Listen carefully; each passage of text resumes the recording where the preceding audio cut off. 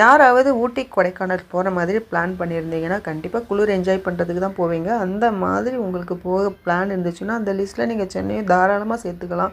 ஏன்னா குளிர்னா குளிர், அப்படி ஒரு குளிர் சென்னையில். எனக்கு வந்து இது ரொம்ப புதுசாக இருக்குது. நான் வந்து சென்னையில் தான் இருக்கேன். ஆனால் எனக்கு வந்து இந்த குளிர் ரொம்ப புதுசாகவே இருக்குது. ஒவ்வொரு வருஷமும் இந்த டைம்லலாம் கொஞ்சம் குளிர் குறைஞ்சிருக்கும் பொங்கல் டைம்லலாம். ஆனால் இந்த டைமில் குளிர் ரொம்ப அதிகமாக இருக்குது.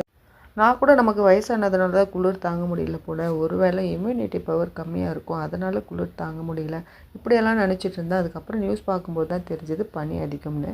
கொதிக்க கொதிக்க சாதம் போட்டு அப்போ தான் எடுத்துகிட்டு வந்து வச்சுட்டு போனேன். ஒரு முட்டையை போட்டு எடுத்துகிட்டு வரவங்களே பிளேட்டில் இருக்க அவ்வளோ சாதமும் ஆறி போயிடுச்சு. ஏன்னா நான் போடும்போது கொதிக்க கொதிக்க இருந்தது. ஒரு முட்டையை போட்டு வர கேப்பில் அவ்வளோ சீக்கிரம் ஆறி போச்சு. இன்னும் கொஞ்ச நாள் கழித்து ஒரு 20-30 வருஷம் கழித்து சென்னையும் ஊட்டி கொடைக்கானல் அந்த மாதிரி ஆகிடும் போல். அப்படி ஆனால் நல்லா தான் இருக்கும். இப்போ புதுசாக நமக்கு குளிர்றதுனால நம்மளுக்கு இந்த குளிர் வந்து செட் ஆகலை. ஏசியில் இருக்கவங்களுக்கு கண்டிப்பாக இது செட் ஆகிடும். அந்த ஏசியெல்லாம் பிடிக்காது இல்லையா ஒரு சிலருக்கு, அந்த லிஸ்ட்டில் தான் நானும் இருக்கேன். எனக்கு ஏசிக்கு செட் ஆகாது.